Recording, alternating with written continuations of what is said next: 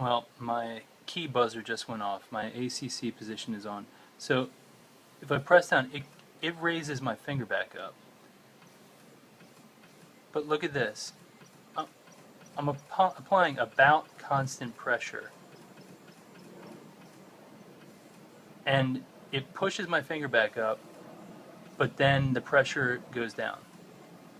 So it seems like the fuel system is losing pressure very quickly after the pump stops running.